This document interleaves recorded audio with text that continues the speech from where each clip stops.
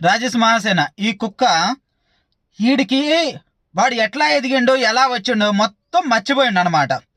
అసలు ఎస్సీలని దళితుల్ని క్రిస్టియన్స్ని అడ్డం పెట్టుకొని వచ్చి ఈ కుక్క వచ్చినప్పుడు వీడి పరిస్థితి ఏంది? కనీసం తినడానికి తిండి కూడా లేకుండా వీడు దరిద్రంగా నలుగురు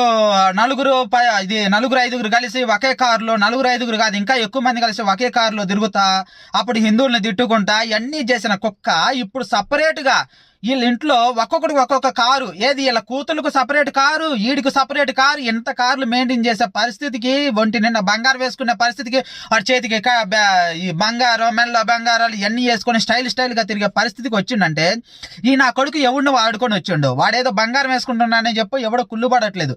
కానీ ఈ కుక్క మతాలని వాడుకొని, కులాలను వాడుకొని వచ్చిన కుక్క ఇప్పుడు ఈడు క్రిస్టియన్స్ని, హిందూ ఎస్సీలని, దళితుల్ని అందరినీ తప్పు పట్టించి అందరినీ బానిస లెక్క చేయాలని చూస్తుండ. అందుకని ఈ కుక్క విషయంలో మాత్రం జాగ్రత్తగా ఉండండి. ఈ కుక్కను ఒకసారి ఫస్ట్ కాడి నుంచి నేను చెప్పేది మీరు ఆలోచించి ఫస్ట్ కాడి నుంచి వీడి వీడియోలు చూడండి, అప్పుడు అర్థమవుతుంది వీడు 2017 ఆ టైంలో ఎలా ఉండో ఇప్పుడు ఎలా ఉండో.